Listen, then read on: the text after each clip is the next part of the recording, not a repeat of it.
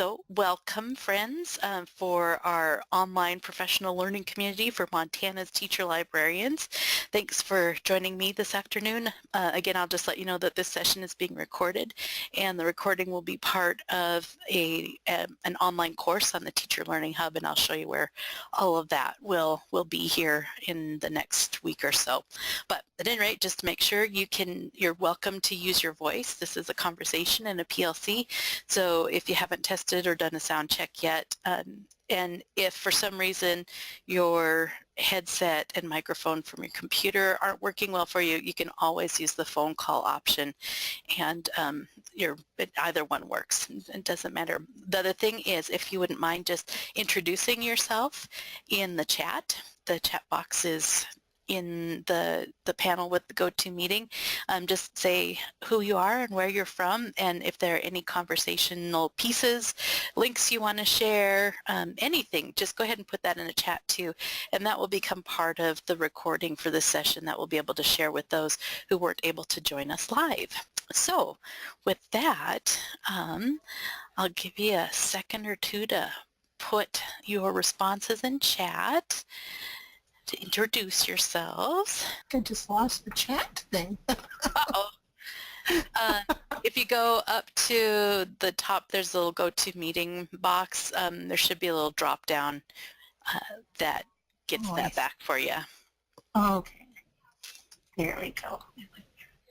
So it's good to see Teresa and Marlene and Andrea, and this is awesome because we have people from all different parts of the state, and Margaret is here from St. Matt's in Kalispell. Welcome, Margaret.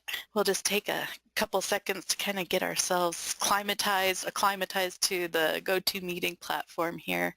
I really like this for conducting online meetings because I can record the session and we have chat and that sort of thing, but it seems to work really well, especially if people need to use the phone for their audio. All right, we can go ahead and kind of continue on from here. I just want to welcome you to what we have called in the past a digital blast, and we're really transferring to a format that's more like an online professional learning community.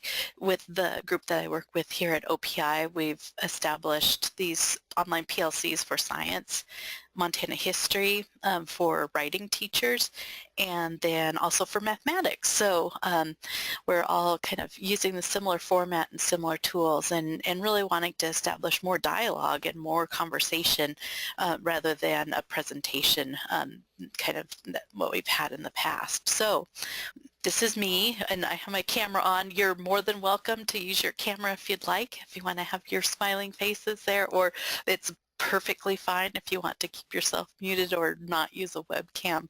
But here's me in my little office. That's a stylized picture, I suppose. You can kind of see how I compare right now today. But definitely we're making that transition from a digital blast to an online PLC because it's so important for the expertise that each of you has to be shared. And if I can help to host those conversations and that sharing, that's what I would like to be able to do. So that's kind of a little bit more about the transfer from digital blast to PLC. And then also just to let you know, if you want to share this event, you can go to the OPI Learning Opportunities portal, and I'll put a link in the chat here in a second to that, and that gives you information each month on the online PLCs and a whole host of other sorts of professional learning opportunities. And then also along with this live conversation, there will be a course on the Teacher Learning Hub where you can earn a renewal unit for participating in this. Because of the kind of the volume of things that we're trying to push out before the MEA MFT conference this week, the library professional learning community won't get opened as a course on the hub until probably next week or even potentially the week after, because we have so many great new courses that are coming on. But I'll make sure that you have the links for both of those in the chat here in a little bit. And then I'll just mention too, there's another project that we're working on called Montana Teach that is basically a collection of Montana online resources that we're working on putting together and rolling out here in the next month or so. So with that, the topic that I kind of put together for this time was just to give you a little glimpse of the resources that are on the OPI website that are specific to the new sets of standards that were adopted by the Board of Public Education in July and in September of this year. And so if you bookmark this site, and I'll take us to the live site here too, this gets you to the current standards and all of the documents and other resources that go along with each of the standards. So the art standards is the example I have on the screen here, and those were adopted again by the Board of Public Education in July of this year. And when you go to this page, you'll see that there are PDF documents that are the standards, and then there are model curriculum guides. In particular for the arts, there's one for each of the 5 disciplines that are represented with the standards. And there's a really nice, very short video that is an introduction to those arts content standards. We have kind of a mirror of this, this sort of complement of resources for the new health enhancement standards that were adopted in July, and also for the science standards, which were most recently adopted in September. So I want to just take us to that page. I'll bring over my browser here, and I'll just show you the kind of the path to get there. So if we go to the OPI homepage and go to Teaching Assessment, Academic Standards, this is a lot of clicks. So once you get to this page, that's why I recommend bookmarking it. But you'll see the links to the standards documents, the model curriculum guides, and then this is a link at the bottom to that short video. You'll see the same thing for health enhancement. And then a bunch of resources, and then science as well, and the grade by grade document, the model curriculum guide. And so all of this is, it's really been kind of a labor of love over the last year and a half or so to get through the revision and adoption process. All 3 of those sets of standards will go into effect on July 1 of 2017. So this is a year of really looking at the standards, looking at the resources that you have, and beginning to think about realignment or revision of curriculum and kind of the professional development that teachers are going to need in order to understand and to incorporate those standards into their classroom. In particular for K-5 teachers, because as all of you know, especially those of you who serve in elementary schools, those K-5 teachers have a heavy lift with all of the standards and all of those learning expectations. So these new standards are set up so that there's more information, more grade level specific information for K-5 to really help those teachers out. So, and just to let you know too, there are introductory courses you can take on the Teacher Learning Hub for arts and science, and then upcoming will be the health enhancement course as well. It's just one renewal unit. It gives you access to all of those documents and resources and kind of walks you through those things. So, all right, so that's kind of like the information download. I wanted to kind of check and see if you guys had any questions about those. Anything for the good of the order at this point. And do feel free to just speak up with your microphone or your telephone. So can you hear me, Cole? I can. Okay, this is Margaret Stell. Hi. I walked out of the room and how are you today? I'm great. How are you, Margaret? Good. Will there be a document that shows us those clicks again to go to the Teacher Learning Hub? Yes. Okay. Yep. I'll put the Thank link. In fact, while I'll just put that in the chat right now. And so that's the Teacher Learning Hub. And then there's the mtplportal.org is the portal to find out or to see the calendar of events. So those are in the chat right now. Thank okay. you. All right. And other questions? hold your thoughts, or actually don't hold your thoughts too much. You can continue to put things in chat, but one of the things that some of the other online PLCs are really taking advantage of is using a Google document to kind of collect ideas and to share, whether it's resources, and to kind of comment on each other's ideas. And so that's what this is on the screen right now, and I'll put the link to this document in the chat again. But you are, if you'd like to jump into that document, I'll keep mine up on the screen here. Wanted to kind of show you how we're using this, and for those who would be watching this as a recording later, you'll be able to go into this document at any time and to add your ideas as well. So pick a color. I picked green, and I'm just using Barto, and then I have a couple of questions, and so I will probably be quiet as much as I can for about 5 minutes. And if you'd like to look over these questions with me and respond in your own way, so like I said, pick a color, and if you want to use your initials or something, that's great. But especially because I'm talking about new content standards, I wanted to pick your brain about what role you think those standards should play in planning curriculum and instruction, and whether that's specific to library curriculum or the curriculum at your school as a whole. These are just some ideas to kind of get you started thinking about them.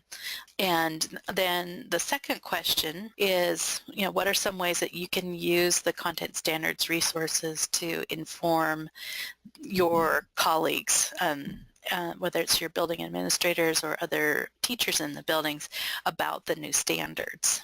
Put a few ideas there. And then the third question is pretty open-ended. What professional development topics or issues do you have interest in that is related to content standards that I could prepare for, that we could work on together, so that working towards success. So I'm just totally distracted because I look out my window and there is a huge double rainbow right out my window right now. So, oh my goodness, that is so cool. It just got really bright really fast. So at any rate, but yeah, let's take a few minutes, and if you wouldn't mind going into that Google document and respond, and you're welcome to comment on others' responses, but go ahead and dive right in there with those 3 questions. And I'm going to mute myself for a little bit and give you time. Okay, do you want us to put our questions or our comments into chat, or do you want us to just say them? If you'd like to just say them, that's great too. Okay.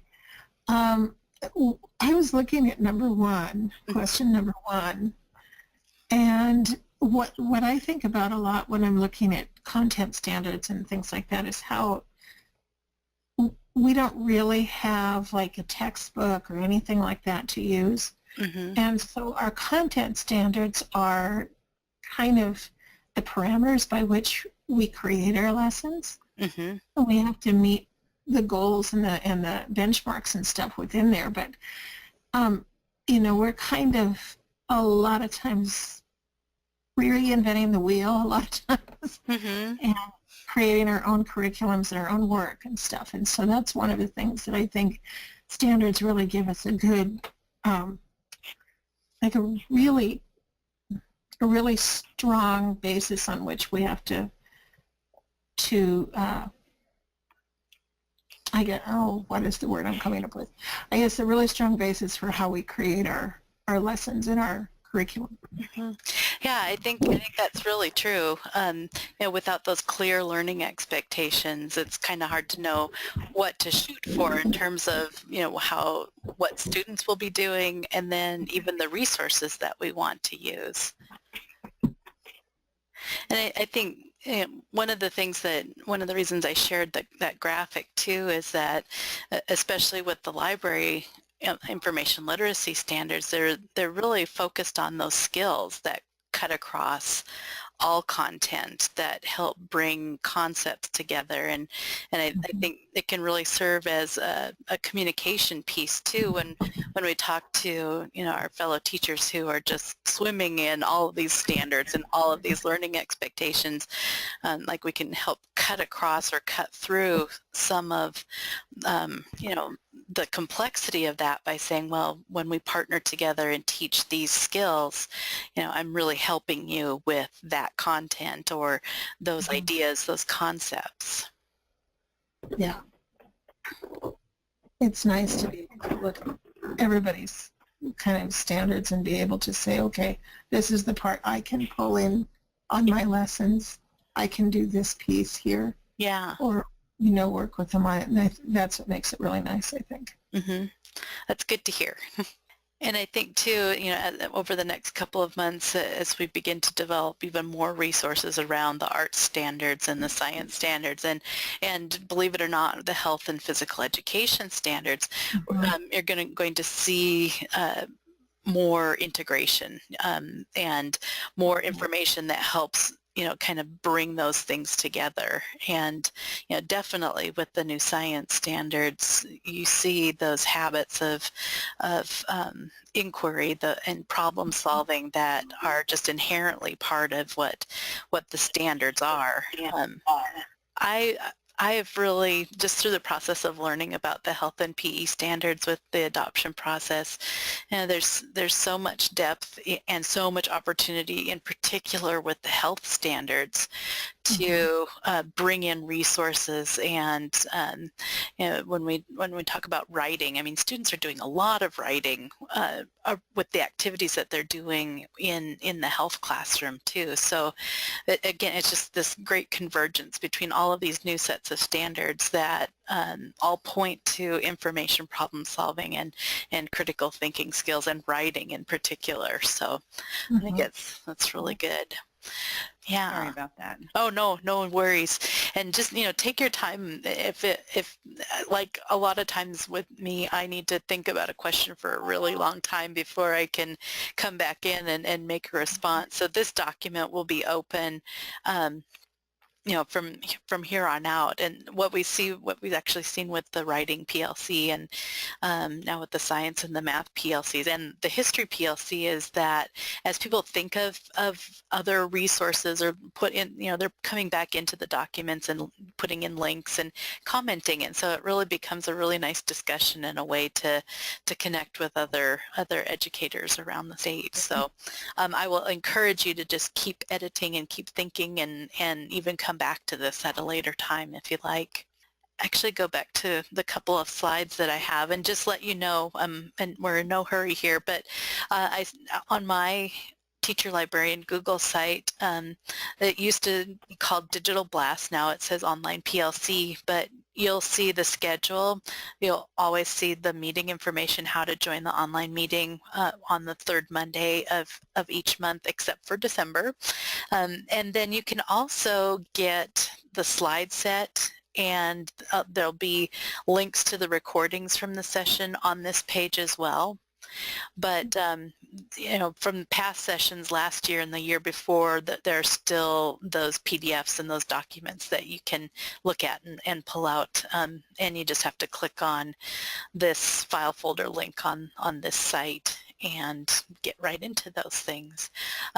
The other thing I was going to tell you is that, as I mentioned earlier, you can earn renewal units for participating in this monthly online PLC, and the course is not open for enrollment right now. We're a little bit behind on getting this whole slew of courses out onto the Teacher Learning Hub in preparation for the MEA MFT conference, but I'll let you know. I'll send out a message on Wired in the School Library listserv, and when that course is actually open. So each session is one renewal unit, and there will be the recording from this session, the link to the discussion document, and then kind of an evaluation or a reflection that will round out the amount of time and the activities that you do to earn that renewal unit.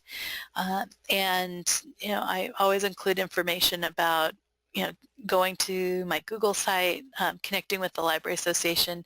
I don't know if some of you know that the Library Association put into place permanently a flat rate for teacher-librarian membership in the Library Association. It's $40 per year.